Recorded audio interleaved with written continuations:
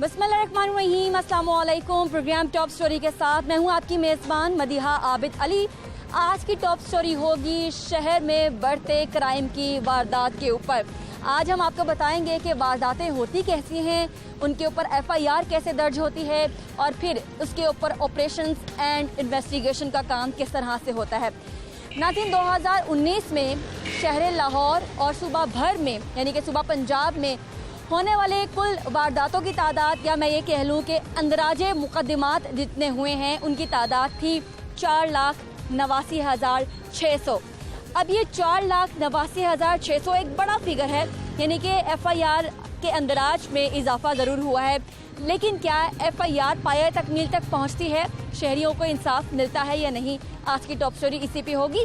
आइए प्रोग्राम का बाकायदा आगाज़ करते हैं। सबसे पहले एक केस स्टडी आपको दिखाते हैं, एक ऐसा केस जिसमें वारदात हुई और फिर उस वारदात के हवाले से शहरियों को इंसाफ मिला या नहीं। आइए प्रोग्राम का बाकायदा आगाज़ करते हैं। तो एक मोबाइल सेंटर के बाहर हम मौजूद हैं। यहाँ हुई डकैती की वारदात और डकैती मजम्मत पर एक नौजवान को कत्ल कर दिया गया जिसके 4 नन्हे बच्चे थे। आइए ज़रा हम देखते हैं कि क्या हाल अहवाल था इस दुकान का और इसमें कितने मालियत की जो अशिया थी वो थी। और अब अशिया तो चली गई, माल तो चला गया, लेकिन जान भी गई। उसकी स्टोरी भी हम आपको दिखाएंगे कि जो लड़का जिसे मारा गया था उसका घर पीछे अब क्या सूरत हाल पेश कर रहा है। ये दुकान है जहाँ पे आप देख सकते हैं ज़्यादातर हैंड्स फ्री हैं या मोबाइल प्रोटेक्टर्स हैं और गैजेट्स हैं मोबाइल्स के। इसके अलावा छोटे मोबाइल जो बटन वाले मोबाइल होते हैं वो थोड़े से यहाँ पे पड़े हैं। FIR अगर हम देखें तो उसमें 2 लाख रुपए नगद और जो mobile phone Android mobile phone का नुकसान है वो 20,000 का था। यहाँ पर बिल्स भी जमा किए जाते हैं, इलेक्ट्रिसिटी बिल्स और दीगर जो बिल हैं वो भी जमा किए जाते हैं, इजी लोड वगैरह भी है। तो इस सिलसिले में इनके पास कैश जो है वो ज़्यादा होता है। इसके बाद कौन यहाँ पे शॉप चला रहा है और उस दिन क्या हुआ था ये भी हम जानते हैं। क्या हुआ था उस दिन जिस दिन यहाँ पर जो 2 डकैत हैं वो आए हैं, क्या उनका इरादा था और फिर हुआ क्या? वो इस तरह से था कि अफ्तारी से तकरीबन 2 घंटे पहले की बात है ये। तो उन्होंने आके कोशिश ये की थी कि इनके पास जो कैश है हम उसको पूरी तरह से स्नैच कर लें। अब वो लेकर कितना गए ये आपको बताइए हमने FIR के अकॉर्डिंग। तो उन्होंने मुज़ाहमत में, एक छोटी सी मुज़ाहमत के केस में उन्होंने डायरेक्ट उन पर फाइट चला दिया था। मुज़ाहमत की गई थी और ये डाकुओं को पसंद नहीं आया। उनको बिल्कुल पसंद नहीं आया क्योंकि वो इस गुस्से में गए थे, उनके छोटे बच्चे भी थे और ईद भी आने वाली थी। उन्होंने काफ़ी कैश वगैरह यहाँ पे अकॉर्डिंग सेविंग की होगी, जिस वजह से शायद वो तैश में उन्होंने सिर्फ यहाँ खड़े कर कुछ बोला तो उसके अगेंस्ट उन्होंने फाइट चला दी था जो डायरेक्ट उनके सर पे लग गया और उनकी डेथ हो गई। हमें उस्मान के बारे में बताएंगे, कैसे थे, क्या करते थे, किन मुश्किलात से गुजर रहे थे? उस्मान भाई एक तो बहुत 5 वक्त के नमाजी थे, माशाल्लाह उनकी दहरी थी, काफ़ी नूरानी चेहरा था उनका अखलाक बहुत अच्छा था, बहुत फ्रेंडली थे। यहाँ पे जितने भी कस्टमर आ रहे हैं वो सिर्फ उस्मान भाई की वजह से आ रहे हैं यहाँ पे। मुझे यहाँ पे सिर्फ अभी नई शॉप खुली है, वो आके सिर्फ उस्मान की ही बात करते हैं। तो आपको मैंने पता बहुत दोस्ताना उनका माहौल था, रवैया उनका ऐसा था और पुराने यहाँ के रहने वाले हैं, उनकी काफ़ी रिस्पेक्ट थी और इस चीज़ का काफ़ी लोगों को अफसोस है जिन्होंने भी सुना और जिन्होंने भी देखा। CCTV कहाँ पे बनी है? CCTV सामने एक घर है, उसके कॉर्नर पे लगा हुआ है कैमरा, वहाँ से CCTV कैमरा बना था और उसके अलावा जो सेफ सिटी के कैमराज हैं उनके थ्रू उनकी वीडियोज़ और यानी कि मुल्ज़िमान के चेहरे साफ हैं, साफ नजर आ रहा है। बिल्कुल। अच्छा, उस दिन जो मुल्ज़िमान थे वो किस तरह से यहाँ पर आए? मैं देख रही हूँ कि मसरूफ़ और मारूफ यहाँ पे इशारा है, दिन का वक्त है और यही वक्त था गालिबन अफ्तारी से पहले, आप बता रहे हैं, और यहाँ पे तो बहुत लोग हैं। बिल्कुल ऐसे ही है, उन्होंने सेम इसी तरह की रश था और अफ्तारी से पहले आपको पता वैसे भी ज़्यादा रश होता है, वो मंथ ऐसा होता है। वो इस साइड से आए हैं मेन रोड वाली तरफ से, यहीं पे बाइक लगाई है उन्होंने, इस तरह लोग आ जा रहे हैं, सब कुछ था, एंटर हुए हैं, कोई 8 से 10 मिनट्स वो शॉप के अंदर ही रहे हैं। जो भी उनके आपस में बात हुई वो वापस जा रहे हैं, उस्मान भी उनके पीछे गए हैं, लोग यहीं पे थे, सबके सब उन्होंने फायर चलाया और उन्होंने पूरी अपनी दहशत दिखाई है और ये चीज़ का दावा भी किया है, जो लोग आस-पास से बता रहे थे कि उन्होंने फायर चलाने के बाद इसका दावा भी किया है कि पकड़ लो, अगर आके पकड़ सकते हो। कोई भी उनके पास नहीं आया, वो दोबारा बाइक पे बैठे हैं और वापस चले गए। अच्छा, ये बताइएगा कि उन मुल्ज़िमान की CCTV फुटेज भी है, क्या आपको कहीं देखकर लगा कि वो पहले भी मिल चुके हैं आपसे, कोई सर्वे किया हो, कोई रेकी की हो कि किस तरह से वो शॉप में आए हैं, उनको पता है कि शॉप का कौन सा कोना क्या है क्या नहीं है? कुछ दिमाग में आया कि पहले आपने उनके कहीं देखा है? नहीं, ऐसा कुछ नहीं, कभी भी नहीं। चले, अच्छा, और इर्द गिर्द के लोग जो हैं वो यहाँ पे थे, उस्मान को लेके गए, फर्स्ट एड दी? बिल्कुल, साथ वाले थे अंकल एक, उन्होंने ही उस्मान को फर्स्ट एड किया, उन्होंने 1122 को कॉल की, एम्बुलेंस आई, तब तक पुलिस भी आ चुकी थी, वही सर्विसेज लेकर गए उनको। बाकी आपको पता है खबर जब फैली तो बाद में मौके पे उनकी फैमिली सब वहाँ पहुँच गई। चलिए ठीक है नाज़रीन, एक बार फिर देखिए कि ये जाए वारदात और यहाँ पर जो थी डकैती की वारदात हुई है और उस्मान जो हैं वो जाते हुए उनकी हम मदर से भी बात करेंगे किस तरह से यहाँ पे आके खड़े हुए और उन्होंने यहाँ से एक छतरी उठाई जो इस वक्त यहाँ पर रखी हुई है और मुलज़िमान को रोकने की कोशिश की और जैसे ही वो अपने ही वज़न पे थे और वो गिर चुके थे यहाँ से, तो गिरे हुए शख्स के ऊपर उन्होंने बाहर से खड़े होकर गोली चलाई है और उस्मान की नेक से वो गोली दाखिल होते हुए सर से निकली और वो गोली यहाँ पर आके गिर भी गई। ये तफसीलात जो है उनकी वालदा से हम जानेंगे। यहाँ पे जो आसपास के दुकानदार हैं उनसे भी हम बात कर लेते हैं। उस दिन आप यहाँ पे मौजूद थे? हाँ जी। क्या हुआ था? वो हमें पता नहीं है वो डकैत थी या कौन सी, लेकिन जो अंदर बड़े ना डकैती करके बाहर जान लगे ने मगरों कोई बंदा शह मारन लगा सी, उन्होंने फैर मारता तो वो इसी बंदे थे कि गए फ्रिजां वाला तो नाल एक उन्होंने अपना करीबी बंदा सी, उन्होंने सर्विस लै गए ने तो मगर पुलिस आई 10-8 मिनट बाद की है गल है बात, वो फिर चले गए सी पुलिस वाले सर्विस। नाज़रीन, सबसे अहम बात यह है कि उस्मान का ये केस अभी तक सॉर्ट आउट नहीं हो सका है, अभी तक इंसाफ नहीं मिल सका है उस्मान की फैमिली को। उनके ही फैमिली के एक मेंबर हमारे साथ हैं, उस्मान को अभी तक इंसाफ नहीं मिला। जी बिल्कुल, अभी तक कोई जो ना इंसाफ नहीं मिला। बहुत ज़्यादा जो ना कोशिश कर रहे हैं, परसू कर रहे हैं कि जो ना कोई मामला बन जाए, कोई पुलिस जो ना हरकत में आके। इवन डैट उसकी जो ना CCTV फुटेज भी यहाँ पे मौजूद है और इसके अलावा सेफ सिटी की जो फुटेज आई है वो भी क्लियर है, FIR भी कटी हुई है, सारे मामला हुए हैं। लेकिन हमें ये समझ नहीं आ रही कि पुलिस क्यों नहीं हरकत में आ रही, क्यों मिल नहीं रहे हैं, नामालूम हो चुके हैं, कहीं पे हिजरत कर चुके हैं। क्या बताती है पुलिस? तो पुलिस ही जो है बेहतर जानती है कि मेरा नहीं ख्याल कि जो ना अगर किसी बंदे की अगर तस्वीर आपको क्लियर मिली है तो उसके बाद उसको जो ना नादा से उसका डाटा लेना या और मामला करने का मुश्किल है। अगर यही किसी जो ना बड़े बंदे, सियासी बंदे या अप्रोचेबल बंदे की ऐसा कोई वाक़या हुआ तो वो रातों रात जो बंदे भी पकड़ लेते हैं, सारा मामला हो सकता। अब इसके 4 छोटे बच्चे हैं, एक 6 माह पहले की इसकी बेटी है और छोटा सा एक कारोबार इसका जो है जिससे वो अपने घर का सर्वाइव कर रहा था सारा मामला। अब सडनली 25 रमज़ान की जो ना शाम को ये सारा वाक़या हुआ है और एक नागहानी मौत है जिसको हम बिल्कुल नहीं भुला सकते। ये बिल्कुल दिमागों में नक्श हो चुकी है ये चीज़। नाज़रीन, जैसा कि बताया है उस्मान के रिश्तेदार हैं कि ये दिमागों पर नक्श हो चुकी है।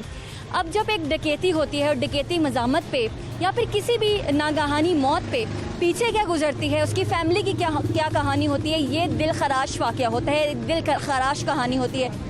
ये उस्मान की शॉप थी और मोबाइल की शॉप थी। आइए ज़रा उस्मान के घर चलते हैं। उस्मान के घर पहले भी 3 मैयतें उठ चुकी थी।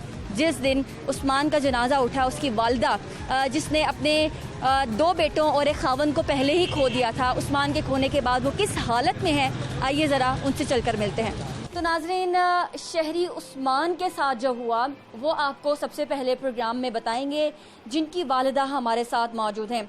डिस्क्लेमर ये है कि इनकी वालिदा को इंसाफ देने के लिए ही सिर्फ इनसे बात की जा रही है, लेकिन जब भी हम इनसे बात करते हैं तो उनके आंसू ज़ारों के तार निकल आते हैं।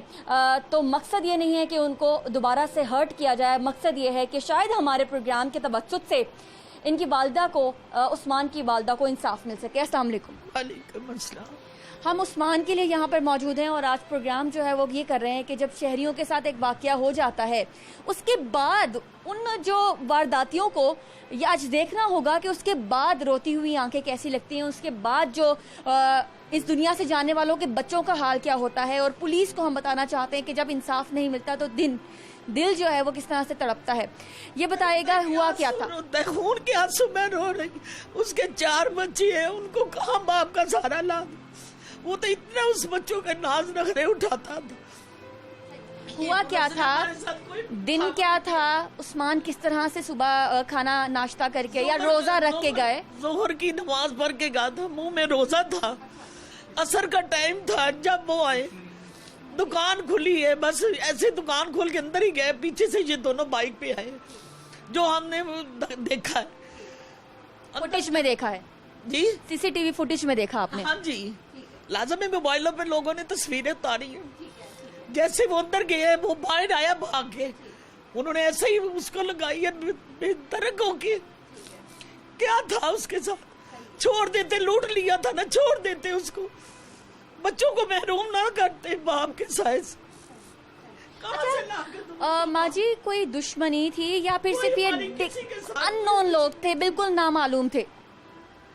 सब नजर आ रहे हैं, पुलिस को क्यों नहीं पकड़ते, क्यों नहीं मुझे इंसाफ दिलाते? उसको बच्चों को भाई धक्के खा रहे हैं, इनाम दे रहे हैं कि कोई ढूंढ के ला दे, सामने नजर आ रहे हैं।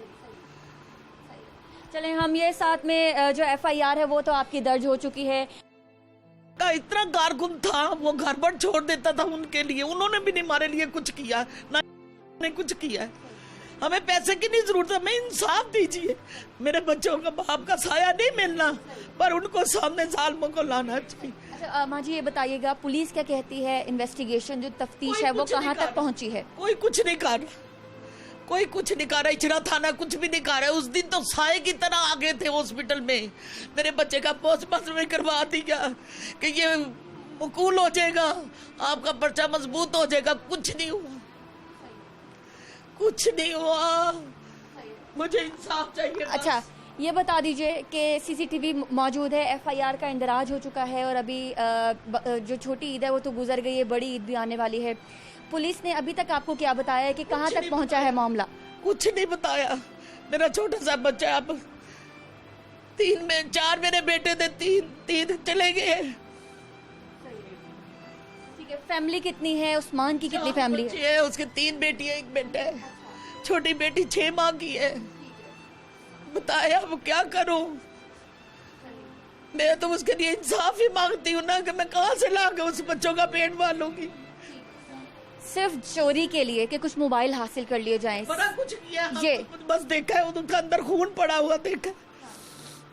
और सिर्फ जो डकैत थे उनका मकसद मोबाइल हासिल करना था और कैश हासिल करना था, चोरी करना था। सब कुछ किया उन्होंने। बेटा भी जान से मार दिया, लूट मार भी कर ली है। किसी ने हमें इंसाफ नहीं दिया। अच्छा आपका बड़ा इतना नुकसान हुआ है अभी, क्योंकि मैं माँ जी से पूछ रही थी कि उस्मान तो इस दुनिया में नहीं रहे हैं, इन्होंने अभी तक ये भी काउंट नहीं किया कि इनका माली नुकसान कितना हुआ है, क्योंकि जानी नुकसान ही इतना बड़ा था कि बिल्कुल ये लोग अभी भी शॉक्ड हैं।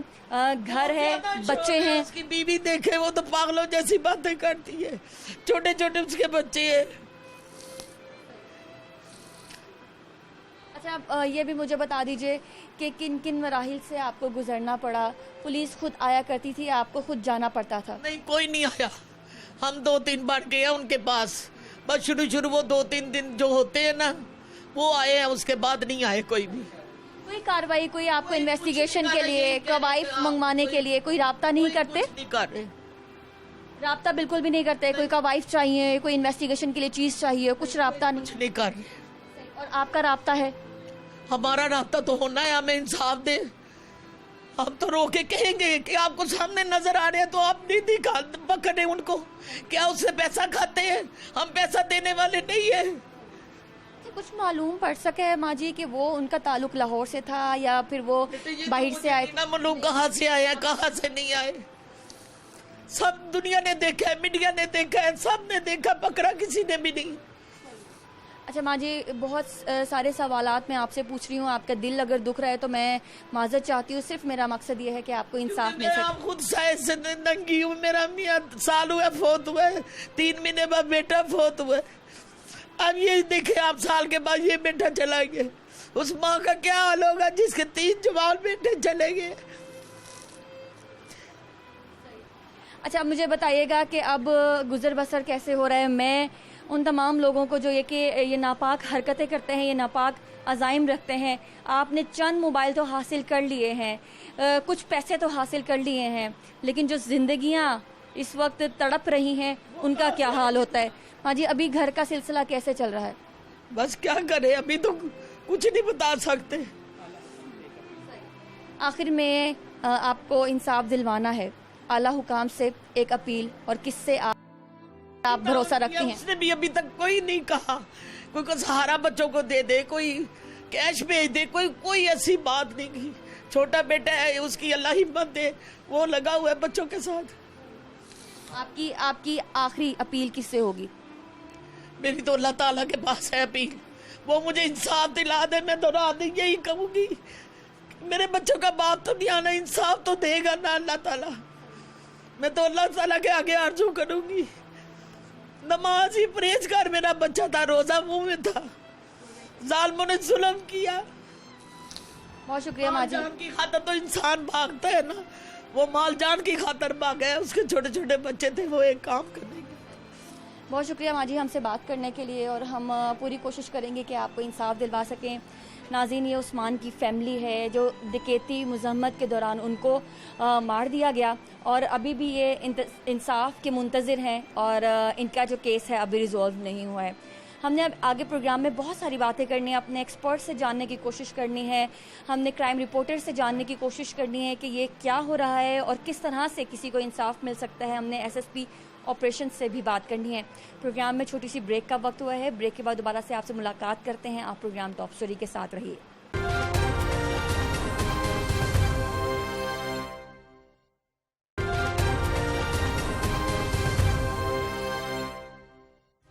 वेलकम बैक नाजरीन।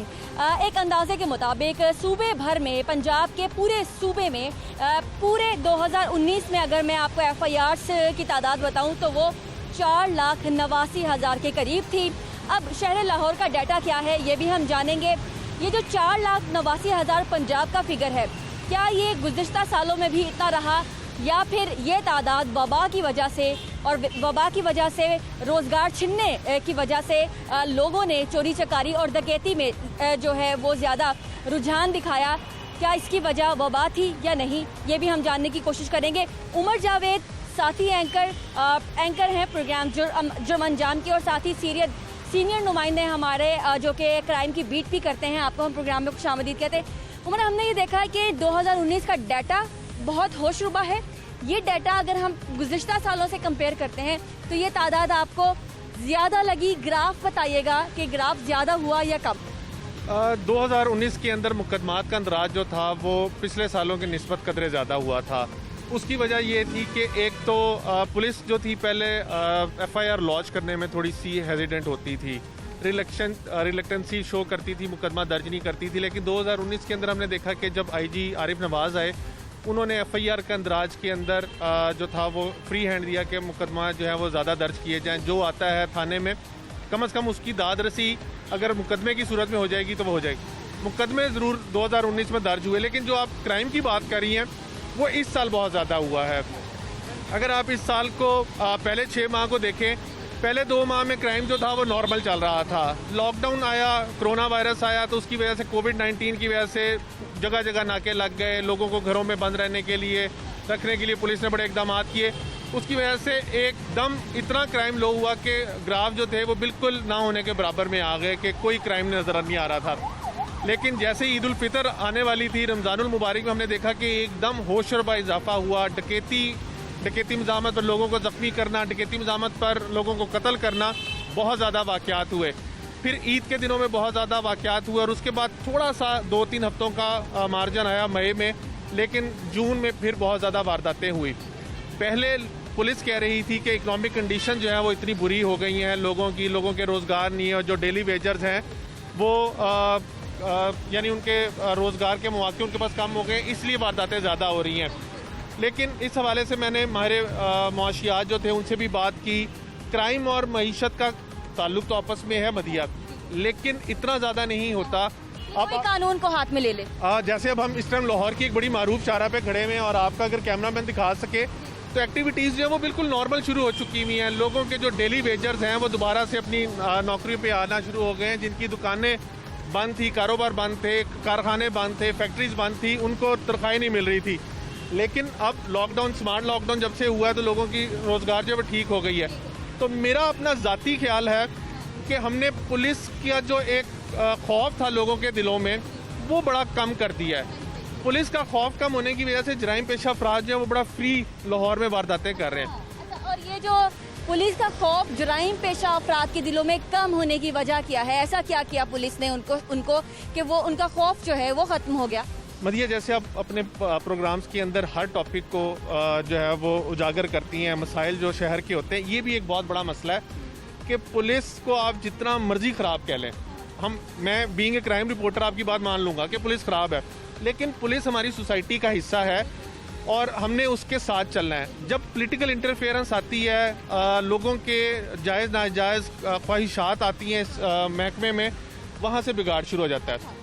आप देखें पंजाब में जिस तेज़ी से आईजी चेंज हुए, जिस तेज़ी से अफसरान चेंज हुए, ये पिछले अदवार में ऐसी मिसाल नहीं मिलती। आपने जितनी अभी बातें की हैं उसमें एक आपने पॉजिटिव बात ये की है कि जब से हुकूमत तब्दील हुई है तब से एफआईआर के इंदराज में हमने देखा है कि उसके ग्राफ ऊपर गया है। यानी कि जो भी जिसके साथ जुल्म होता है, ज्यादती होती है, पुलिस डिपार्टमेंट की तरफ से कम से कम इतना उसके साथ सिंपैथी शो की जाती है कि उसकी रिपोर्ट दर्ज कर ली जाए, एफआईआर काट दी जाए, जिसकी वजह से हम ये देख रहे हैं कि क्राइम तो उसी तरह था लेकिन रिपोर्ट और डाटा इकट्ठा ज्यादा हो रहा है। तो हमें ये 4,89,000 के फिगर नजर आ रहे हैं। दूसरी जानिब आप ये भी कह रहे हैं कि पुलिस के ऊपर असर रसूख भी दिखाया जाता है और पुलिस के ऊपर मुकदमात वापस लेने या फिर सिफारिश करने के वाकयात भी आप कह रहे हैं रिपोर्ट हो रहे हैं। देखें, लाहौर के अंदर अगर सिर्फ मैं लाहौर की बात करूं तो लाहौर के अंदर अफसरान जो है वो बड़ी तेज़ी से चेंज होते रहे पिछले कुछ टाइम के अंदर। एक अफसर जब किसी थाने में या किसी सर्कल में या किसी डिवीजन में आके लगता है मदिया, तो उसको 3-4 माह लगते हैं सिर्फ अपना इलाका देखने में कि उसके इलाके, उसकी जुरिडिक्शंस में कौन कौन से हॉटस्पॉट्स हैं, कौन कौन सी अहम इमारतें हैं, कौन कौन सी बिल्डिंग्स हैं। लेकिन अगर आप उसको 3-4-5 माह के बाद चेंज कर देंगे और नया आ जाएगा तो ये सिलसिला चलता रहेगा। दूसरी बात ये है, अभी आपने एक चीज़ देखी होगी कि लाहौर के अंदर वारदातें होती हैं, चोरियाँ वगैरह होती हैं, डकैतियाँ नहीं होती। अभी हाल ही में एक वाक़या पेश आया जिसके अंदर दौरान डकैती लड़की के साथ 4 लोगों ने गैंग रेप किया।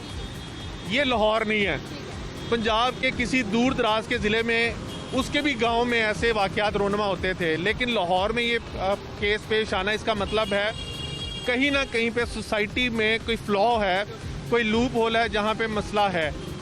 एक हमने डकैती के वारदात ये भी देखी जिसमें घर में बैठी, क्वारंटाइन में बैठी लड़की ने फेसबुक लाइव चला दिया और उससे जो डकैत थे वो भी पकड़े गए थे। अच्छा, ये बड़ा डिपेंड करता है नाजरीन कि आप खुद कितने अवेयर हैं, आपने खुद रिपोर्ट कैसे दर्ज करनी है और आपने अपने लिए आवाज़ कैसे बुलंद करनी है। जैसे कि मैंने कहा, उस लड़की ने फेसबुक लाइव कर दिया जब उसके घर जो है वो डकैती हो गई।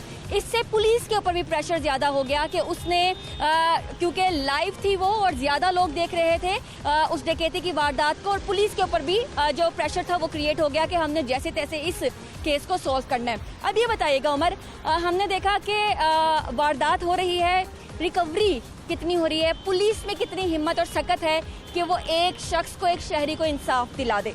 देखिए, ऑपरेशन विंग्स और इन्वेस्टिगेशन विंग जब से अलग-अलग हुए हैं उसके बाद पुलिस के अंदर पुलिस के स्ट्रक्चरल जो बिहेवियर है वो बड़ा ख़राब हो गया है। ऑपरेशन विंग जो है वो इन्वेस्टिगेशन विंग पे मलबा डालता है, इन्वेस्टिगेशन विंग जो है वो कहता है कि ऑपरेशन विंग को भी काम करना चाहिए।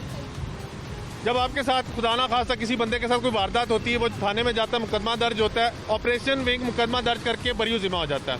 हालांकि ऐसा नहीं होना चाहिए, फोर्स को मुश्तरका तौर पे साथ चलना चाहिए, आपको कंधे के साथ कंधा मिलाना चाहिए। जब एक शहरी के साथ वारदात हो जाती है उसका सारा मलबा जो है वो इन्वेस्टिगेशन पे आ जाता है कि उसने मुलजिम पकड़ने, मुलजिम पकड़ के रिकवरी करानी है, रिकवरी करा के शहरी को देनी है। हालांकि आपके प्रोग्राम की तवज्जो से मैं बताता चलूँ, पुलिस के मैंडेट में रिकवरी कराना नहीं है, ये अदालतों का काम है।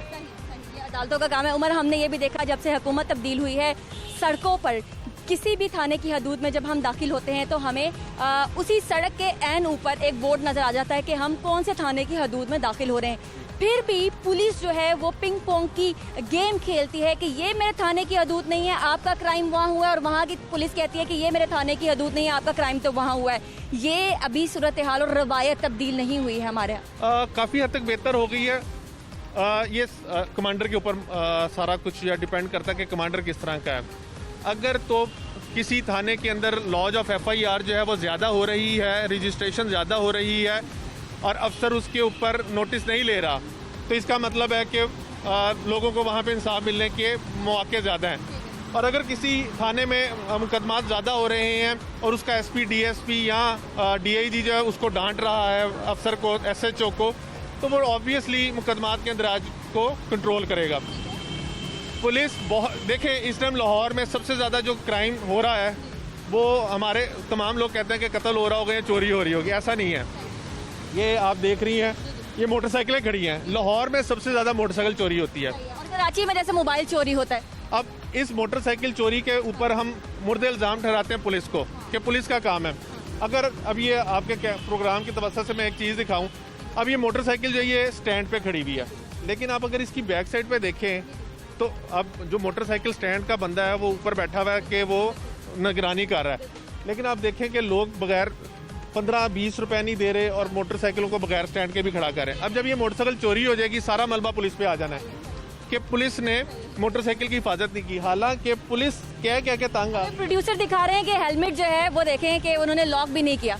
देखिए हमारी कुछ सोशल रिस्पॉन्सिबिलिटीज़ भी हैं। जराइम पेशा अफराद के कला कमा करने के लिए हमें पुलिस का साथ देना पड़ेगा, हम वो नहीं देते, जिसकी वजह से हम हर चीज़ का इल्ज़ाम जो पुलिस पे ठहरा देते हैं। मैंने आपको जैसे प्रोग्राम के शुरू में कहा पुलिस बुरी है, लेकिन हम भी तो अच्छा बनने की कोशिश करें ना। हमारे ज़िम्मे जो चीज़ें आ रही हैं हम वो भी नहीं कर रहे। मैक्सिमम आपने कोशिश करनी है कि आपके साथ कोई वारदात ना हो, उसके लिए पहले से आपको बिल्कुल अलर्ट रहना है। उमर, आप एक प्रोग्राम एंकर है, सीनियर क्राइम रिपोर्टर हैं, देखने वालों को आपने जो है वो अच्छे मुफीद मशवरे देने हैं कि क्राइम से कैसे बचना है, और अगर क्राइम हो भी जाता है उनके साथ तो फिर उनके लिए नेक्स्ट स्टेप क्या है? देखिए जी, सबसे पहले हम लाहौर में रात को सुनसान सड़कों पे फ़ोन सुनते जा रहे होते हैं। अगर आपका फ़ोन छीना जाएगा, आपने कह देना कि पुलिस की गलती है। भाई अब अगर अंधेरे में से जा रहे हैं, आप अपना फ़ोन ना निकालें, आप अपना फ़ोन जेब में रखें। लिटरली ये अमेरिका में भी होता है, अगर वहाँ पे भी अगर आप आधी रात को मोबाइल फ़ोन सुनेंगे तो आपका फ़ोन कोई छीन के भाग जाएगा। तो ये लाहौर या किसी न्यूयॉर्क की बात नहीं है, ये आपकी बात है कि आप किस तरह से अपने आप को सेव करते हैं। आप अपने साथ राजधानी की वारदात तो ऐसे बचा सकते हैं कि आप सड़क पे फ़ोन ना सुने। दूसरा, मोटरसाइकिल के ऊपर यहाँ पे एक एक्स्ट्रा लॉक लगता है जिसको प्रेस लॉक कहते हैं। आप वो प्रेस लॉक लगा लें, चोर नहीं खोल सकते। अभी हमने हाल ही में एक इंटरव्यू किया चोर का, वो कहता है हर वो मोटरसाइकिल जिसका लॉक ख़राब होता है हम उसको चोरी करते हैं। नई मोटरसाइकिल का लॉक ख़राब नहीं होता, या उसके साथ वायर लॉक लगा लें या हैंडल लॉक एक्स्ट्रा लगा लें, वो चोरी नहीं कर सकता। आप चोरों का इंटरव्यू बता रहे हैं जी, वो कहता है। दूसरा, आपके घर में वारदात जो है उसके लिए कोई रॉकेट साइंस नहीं है। चोर कह रहे हैं जो घरों में चोरी करते हैं कि हम बेल बजा के देखते हैं कि कोई आ रहा है कि नहीं आ रहा, आपके घर की लाइट जल रही है कि नहीं जल रही है। अगर आपके दोपहर को घर की लाइट जल रही है तो हम उस घर में चोरी कर लेंगे कि घर वाले यहाँ सो रहे हैं या जागे नहीं है। देखिए, छोटी छोटी चीज़ें हैं जिसके ऊपर अगर हम घर की लाइट बंद कर दें जब रोशनी आ जाए, और क्या करें? देखें, घर के अंदर चोरी तब होती है जब आपने अखबार पोर्च, अगर आपका सुबह अखबार आया और वो पोर्च में पड़ा रह गया है और आपने अखबार नहीं उठाया, तो चोर के लिए सुनहरी मौका है। उसको ये पता चल गया कि घर वाले सो रहे हैं दिन में भी, या घर में मौजूद नहीं है। इसी तरह अगर आपके पोर्च की या कमरों की लाइट जा रही है और बाहर से नज़र आ रही है, इसका मतलब है कि घर वाले मौजूद नहीं है या घर में सो रहे हैं। इसी तरह बेल बजाते हैं, बेल आप 2 दफ़ा बेल बजाते हैं, आप नहीं आते, उनको मौका मिल जाता है अंदर आने का। हैंडल लॉक अगर आप डबल लगा लें, वायर लॉक लगा लें, मोटरसाइकिल आपकी चोरी नहीं हो सकती। सुनसान सड़क पे रात को चलते हुए आप फ़ोन ना सुने, अपनी जेब में रहने दें, घर जाके सुन लें। ये हो गया पहले का काम, किस तरह हमने पहले अलर्ट रहना है। अब बात का हो गया, कुछ भी हो गया हमारे साथ, अब क्या करें? पुलिस हमारी है, उसके ऊपर 100 इल्ज़ाम लगा लें आप। पुलिस हमारी, आपके साथ वारदात तो 15 का इंटीग्रेटेड सिस्टम बन चुका हुआ है। जब एक आप 15 पे वारदात होने के बाद कॉल करते हैं, वो सिर्फ 15 नहीं है, वो तमाम मुतलका एसपीज़ के पास जाती है, डीआईजीज़ के पास जाती है, सीसीपीओ के पास जाती है। हर 15 कॉल का हिसाब देना पड़ता है मुतलका थाने को, मुतलका पुलिस अफसर को। 15 लाजमी करें। थाने में फ्रंट डेस्क है, वहाँ पे जाके अपनी दरख्वास्त ज़रूर दें, कंप्यूटराइज स्लिप ज़रूर लें। अगर आपको मसला आ रहा है, जगह जगह पुलिस ने अपने नंबर अवेज़ा किए हुए अफसरान के, आप ट्राई ज़रूर करें। जब आप इस चीज़ को अपनी हैबिट बना लेंगे, पुलिस के ऊपर प्रेशर आएगा। जब आप फॉर ग्रांटेड लेते हैं कि यार पुलिस के पास जाएंगे, पुलिस ने कुछ नहीं करना, पुलिस भी वैसे मिजाज रखती है, कोई नहीं हमारे पास कौन सा किसी ने आ गया। आपका जब मुकदमा अंदराज हो गया है, आप अपने तफ्तीशी को बार बार फ़ोन करें, पुलिस अफसरान के दफातर में जाएं कि जी मेरे केस का फॉलोअप क्या है। पुलिस की कैपेसिटी बिल्डिंग की ज़रूरत है, कैपेसिटी बिल्डिंग नहीं हुई हुई, आबादी 1.25 करोड़ के करीब पहुंच गई है, पुलिस की तादाद 27,000 है, वो जेमिन नहीं हो रहे, जेलिन नहीं हो पा रहे, बहुत ज़्यादा फ़र्क है। इसलिए आपको एक दूसरी बात ये भी है कि पुलिस की अदर टास्क के ऊपर भी ड्यूटीज़ बहुत ज़्यादा हैं। और उमर, आपसे मैं अब इजाज़त चाहूँगी, आपने बहुत अच्छी हमें टिप्स दी हैं, हमारे देखने वालों को टिप्स भी दिए हैं, और जुराइम का जो अदा किया आपने वो भी बहुत अच्छे तरीके से किया, बहुत शुक्रिया आपका। नाज़रीन, आपने देखा कि सीनियर नुमाइंदे हमारे हैं, प्रोग्राम एंकर भी हैं, और जुर्म की दुनिया में इनका बहुत ज़्यादा नाम है, तो उन्होंने आपको बहुत अच्छी टिप्स दी हैं। वो ये दी हैं कि अगर आप अपने मोबाइल फ़ोन स्नैच करने से यानी छिनवाने से बचना चाहते हैं तो आधी रात को सड़क के ऊपर फ़ोन नहीं सुने, अगर आप अपनी मोटरसाइकिल को चोरी होने से बचाना चाहते हैं तो इसको डबल लॉक लगाना है। चोर खुद कहते हैं कि हम नई मोटरसाइकिल चोरी नहीं करते क्योंकि उसका लॉक अनलॉक करना ज़्यादा मुश्किल होता है। तो अगर आपकी मोटरसाइकिल नई है या पुरानी, इसका लॉक जो है वो डबल लगवा लें। और घर में डकैती की वारदात से बचना चाहते हैं तो आपने क्या करना है, सुबह ही उठते साथ सबसे पहले अपने घरों की रोशनियां जो हैं वो बुझा देनी है। अपने पोर्ट से जो अखबारात हैं वो उठा लेने हैं और अगर आपके दरवाजे पे कोई बेल देता है तो उसको ज़रूर रिस्पॉन्ड करना है। यानी कि अगर अखबार नहीं उठाएंगे, आपके पोर्ट की जो लाइट है वो दिन में भी चली होगी और अगर आप बेल का रिस्पॉन्स भी नहीं देंगे तो चोर को पता चल जाएगा कि आप घर पे नहीं हैं। नाज़रीन, ये तो रही क्राइम की बात। आगे बढ़ेंगे एक छोटी सी ब्रेक के बाद, मजीद भी इंफॉर्मेशन से आपको आगाह करेंगे। हमारे साथ रहिए।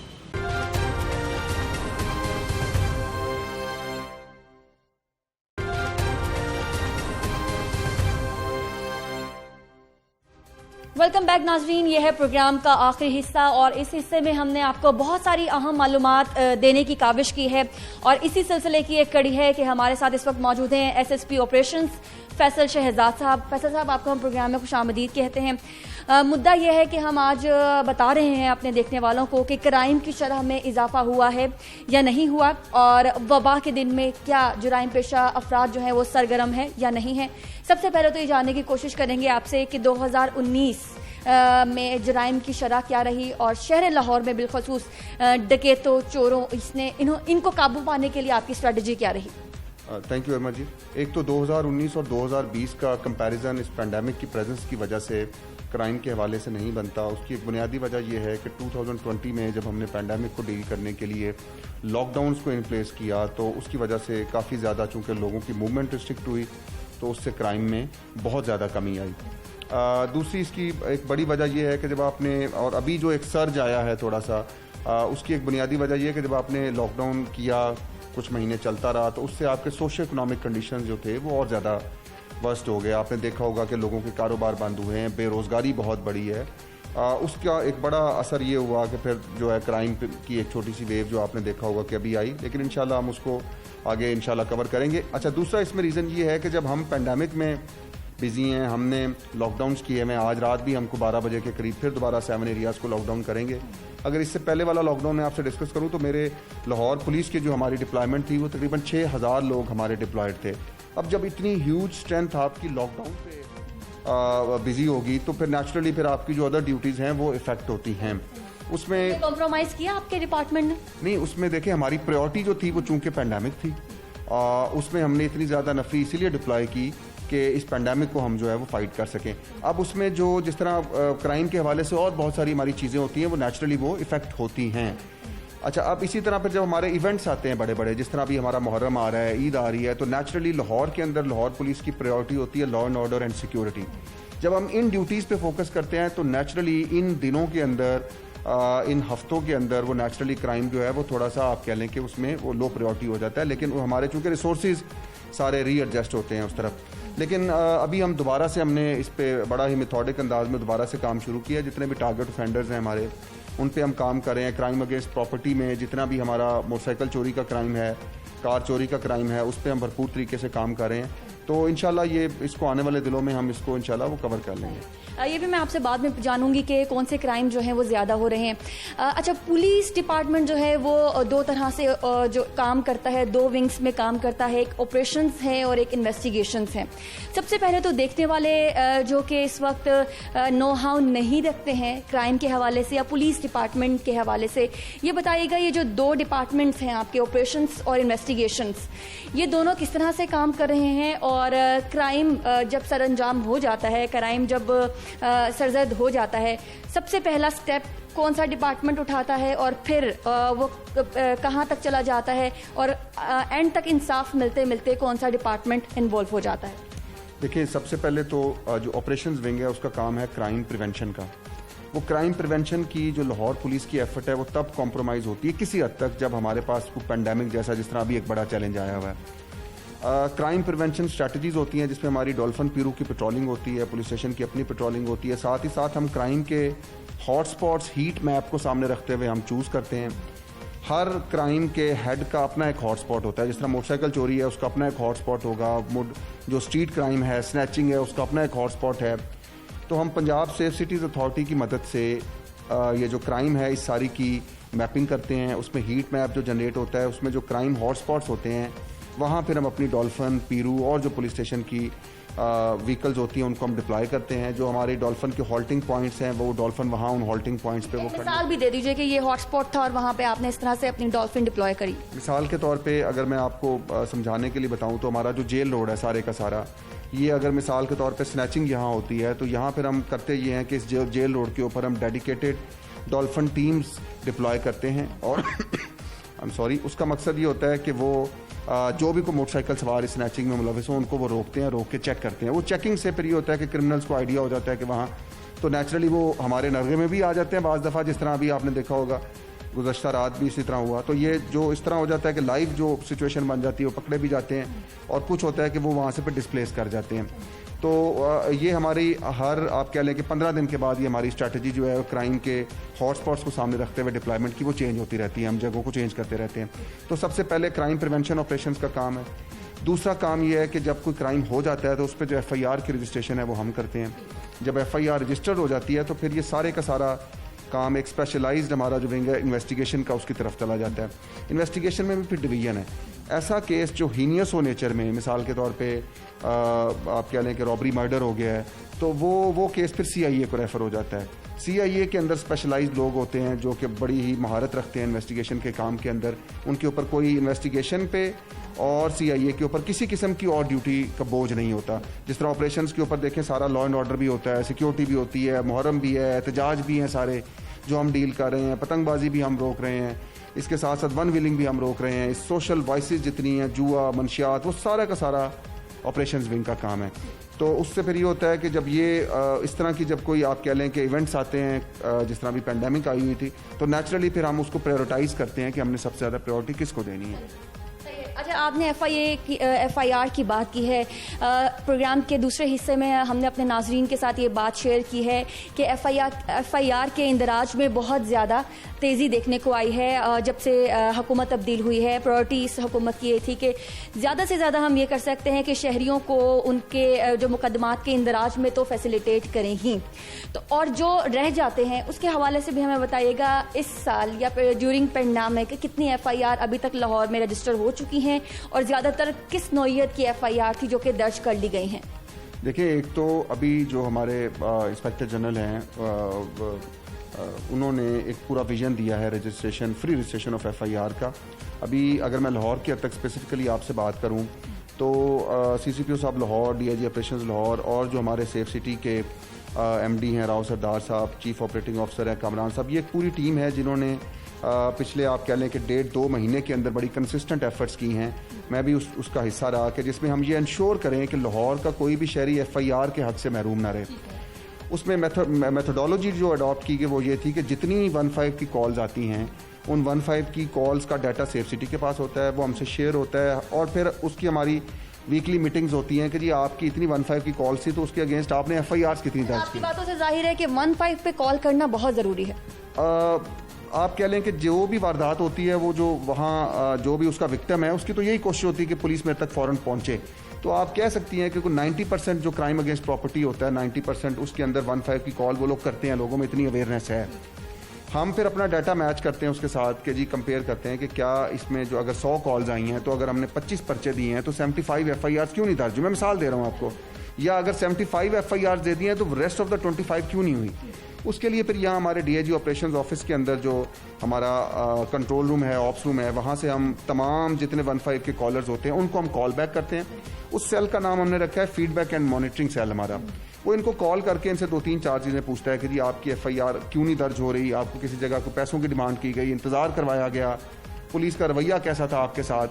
तो वो तमाम लोग जो 15 के ज़रिए पुलिस तक पहुँचते हैं हम फिर वापस उनको सेंट्रली यहाँ से कॉन्टैक्ट करते हैं। उसका एक बड़ा फ़ायदा ये होता है कि हम जो हमारी क्लाइंटेल है पब्लिक, उसको हम ये हम जान पाते हैं कि उनके साथ हमारे थानों के अंदर जो है वो किस तरह का रवैया रखा गया है, उनके खिलाफ जो उनके वो पर्चे हैं वो दर्ज हो रहे हैं या नहीं हो रहे।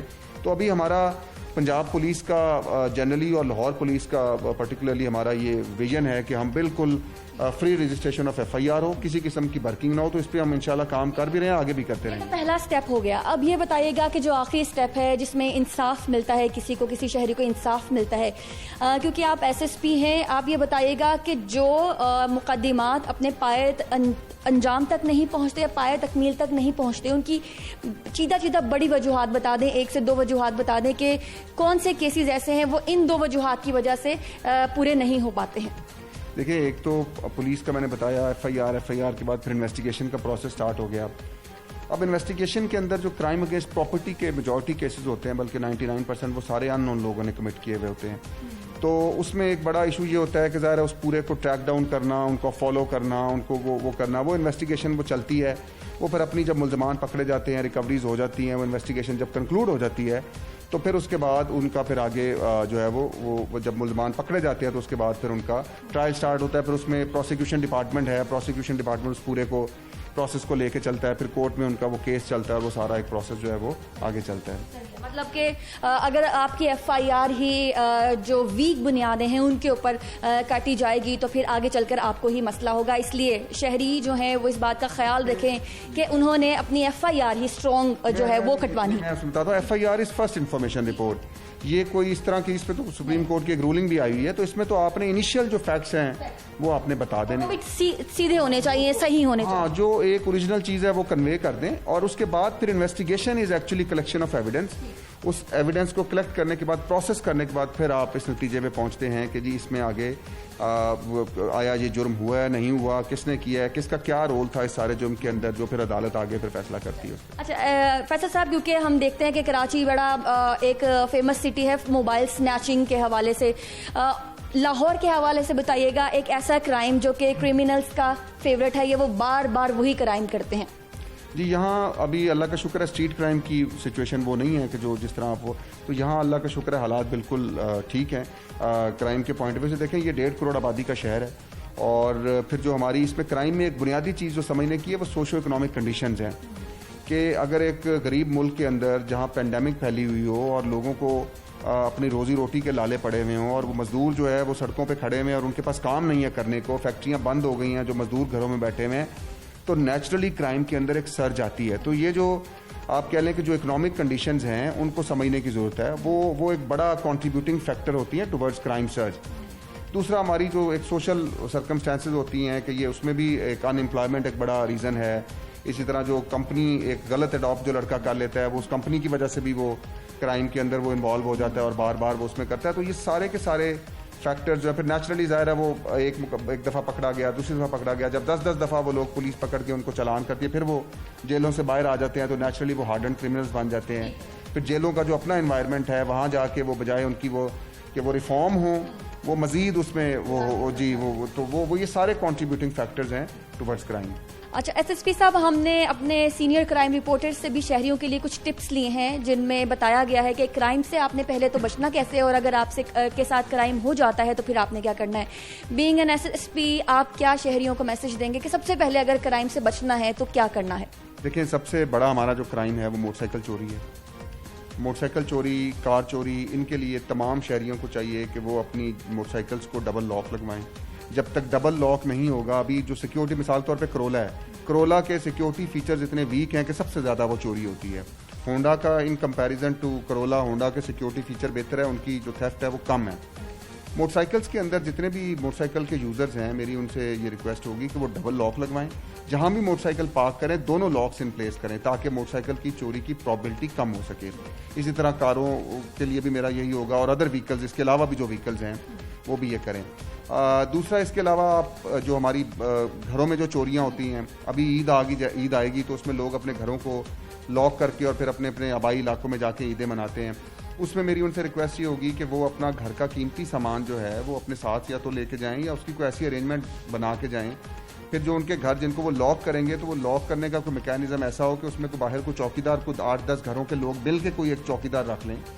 तो ये बेसिकली जब ये आप उसको बिल्कुल ही अमेंडन कर देंगे तो नेचुरली फिर जो है वो उसमें ईद पे चूँकि बहुत सारे लोग लाहौर से चले जाते हैं और वैसे ही बहुत कम रश हो जाता है, तो चोरों को मौका मिल जाता है और उसमें वो चौकीदारी का एक पूरा ख़ासकर जो गेटेड हमारी सोसाइटीज़ है वहाँ ये कम होता है। गार्ड्स होते हैं जिस तरह DHA है, बैरिया है, ये इनका अपना एक सेटअप है, तो उससे उनके यहाँ प्रॉबिलिटी कम होती है। लेकिन इसके अलावा जो शहरी है जब वो बाहर जाते हैं और घरों को वो बिल्कुल उस तरह छोड़ के जाते हैं तो फिर इस तरह की वारदातें हो जाती हैं। ये भी देखते हैं हम कि घर में काम करने वाले मुलाजमीन भी चोरी चकारी में मुलव्विस होते हैं, उनसे कैसे बचें? जी, मैं उसी तरफ आ रहा था कि जो भी मुलाजमीन हैं उनको सबसे पहले पुलिस के पास रजिस्टर करवाएं। ये एक बड़ा अच्छा, मैं आपके चैनल के तवज्जुह से लाहौर के शहरियों को बताना चाहूँगा कि हमारा एक सॉफ्टवेयर है रोप, registration of private employees.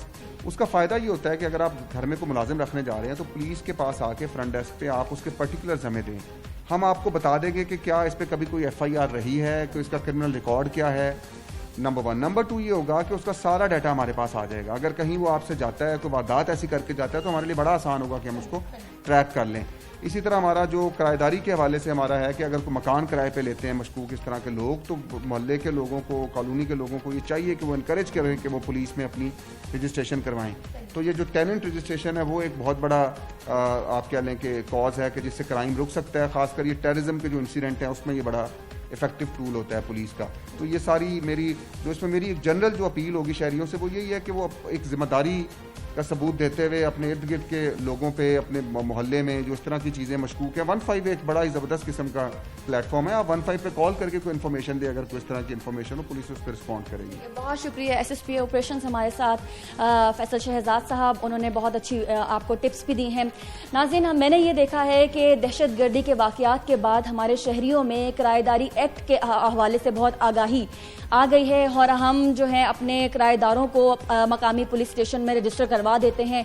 शनाख्ती card उनसे लेने में कोई शर्म महसूस नहीं करते हैं।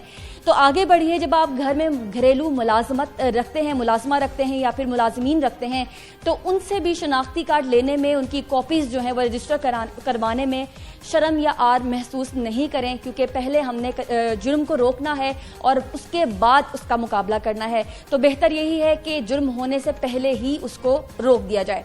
आज के प्रोग्राम से मुझे इजाज़त दीजिए। अपना ख्याल रखिए। अल्लाह हाफिज़। घर में रहिए, महफूज रहिए। पाकिस्तान पाइंदाबाद।